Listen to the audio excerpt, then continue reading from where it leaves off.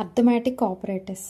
Mathematical ఆపరేషన్స్లో addition, subtraction, multiplication ఇవి యూజువల్గా వాడేవే. Division, modulus, float division, exponent కోసం చూద్దాం. డివిజన్ ఫార్వర్డ్ స్లాష్తో రిప్రజెంట్ చేస్తాం. కోషియంట్ కనిపిస్తుంది కదా, అదే వాల్యూ రిటర్న్ అవుతుంది కానీ డెసిమల్ పాయింట్స్లో, అంటే ఫ్లోట్ వాల్యూస్ని రిటర్న్ చేస్తుంది. ఫ్లోట్ డివిజన్ డబుల్ ఫార్వర్డ్ స్లాష్తో రిప్రజెంట్ చేస్తాం. ఇంటీజర్ రిజల్ట్ని రిటర్న్ చేస్తుంది. అదే కోషియంట్ ఇంటీజర్ వాల్యూలో వస్తుంది, డెసిమల్లో ఇంకా ఏం ఉండదు. మాడ్యులస్ అంటే రిమైండర్ని రిటర్న్ చేస్తుంది.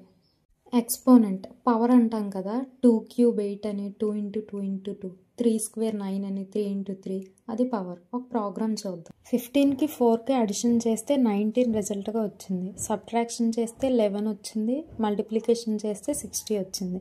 డివిజన్ క్లియర్గా చూస్తే 3.75 డెసిమల్ పాయింట్స్లో వచ్చింది quotient. Floor division quotient integer value వచ్చింది.